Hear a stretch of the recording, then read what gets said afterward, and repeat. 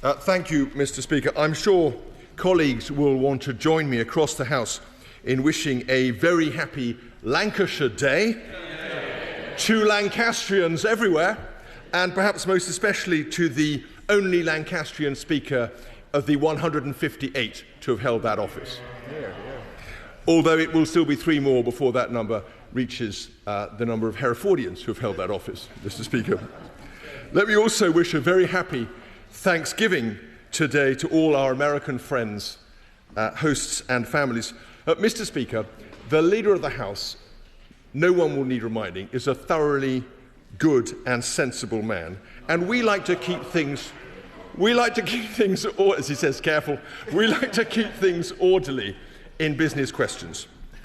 But I cannot imagine what he can possibly have made of the past few weeks. We've had an entirely unnecessary period of prolonged economic uncertainty, endless media pitch-rolling and U-turns, a relentlessly dismissive attitude to this House from ministers, repeated breaches of the ministerial code, and even the fiasco of a convenient OBR leak on the budget morning itself.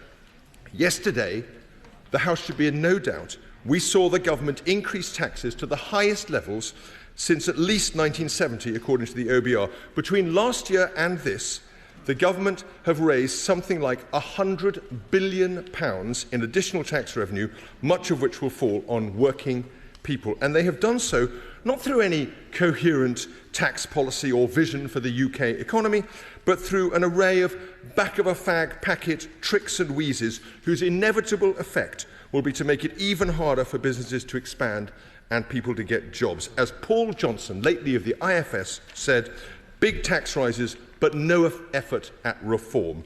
Tax rises mainly to finance extra spending, not because of worse forecasts. Mr. Speaker, this government claims to speak for working people, for skills, for employment and for growth. All of those things it chose to undermine at yesterday's budget. These were their choices, and even now the government have failed to please their union paymasters. In the words of Sharon Graham, General Secretary of Unite, the decision to freeze income tax thresholds will result in 10 million workers paying the higher rate of income tax. Stealth tax on workers means everyday people pay the price again. What is the point of this government? What is it for? No one can say, Mr. Speaker. However you vote, whatever your politics, this Chancellor and this Prime Minister came to power last year with no idea and no plan. And even by that standard, they have been a colossal disappointment. But that's not all, Mr. Speaker. As we've just noted in the urgent question, this week has also seen a leak that the Justice Secretary intends to abolish jury trial for all but the most serious cases. We had the embarrassing sight of the Junior Minister for Justice, a woman who transparently believes in the importance of jury trial, defending this preposterous proposal. I should say that the Justice Secretary himself was the same man who said in 2020 that jury trials are fundamental to our democracy. Blackstone, no less, called them the glory of the English law, and they are to be abolished by a Justice Secretary and a Junior Justice Secretary, both of whom went to Harvard Law School, and a Prime Minister who spent nearly 4 decades at the bar.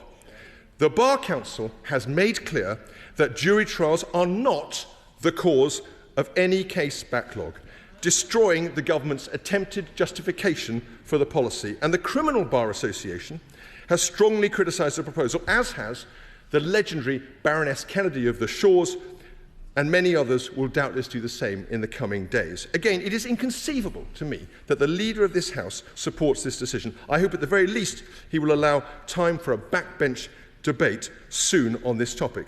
But I will say this, Mr. Speaker, both the budget and the government's proposal to abolish jury trial have something fundamental in common. The Chancellor seemed unaware yesterday that in asking people to, as she put it, make a contribution to the budget, she is not inviting them to engage in some voluntary process. She is in fact using the full force of the coercive power of the state to take away their freely owned property in taxes. The removal of jury trial would do the same thing to the involvement of citizens in this country in the exercise of the criminal law, that other supreme coercive power of the state. Whatever the rhetoric, Whatever the smoke and mirrors, both these actions demonstrate that this government actually holds the ordinary men and women of this country in profound contempt. Mr. Speaker, no one should be surprised if those actions and this government are now treated by those people with similar contempt. Hear, hear.